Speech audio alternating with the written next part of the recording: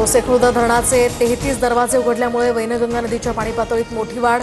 पिंपळगाव भोसले गावात पुराचं पाणी। ब्रह्मपुरी अरहेर नवरगाव मार्गावरील वाहतूकही यामुळे बंद। विना अनुदानित शाळांच्या शिक्षकांचं आझाद मैदानावर आंदोलन। 70,000हून अधिक शिक्षकांसह आमदार रोहित पवारही सहभागी। आज मुख्यमंत्र्यांसोबत बैठक होणार। मंत्री महाजनांचं आश्वासन। तोडगा निघाला आणि न निघाल्यास आता शरद पवार सुद्धा शिक्षकांच्या आंदोलनस्थळी येतील। आमदार रोहित पवारांची माहिती। शिक्षकांच्या लढ्याला शरद पवारांचाही पाठिंबा। गिरणी कामगारांच्या घरांसाठी संयुक्त लढा समितीची आज आझाद मैदानावर सभा।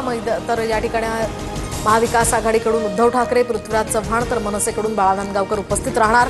मोर्चाला परवानगी नाकारल्यानंतर ही सभा होणार। देशातील प्रमुख कामगार संघटनांकडून आज भारत बंदची हाक। केंद्र सरकारच्या खासगीकरण आणि कामगार कायद्यांचा विरोध। 25 कोटी कामगार यामध्ये सहभागी होणार।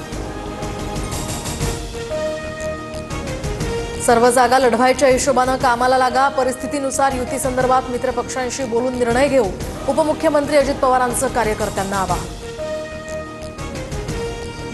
ठाण्यातील मनसे नेते आज राज ठाकरेंची भेट घेणार। मीरा भाईंदरमधील आंदोलन यशस्वी झाल्यानंतर अविनाश जाधवांसह राज ठाकरेंच्या भेटीसाठी ते रवाना।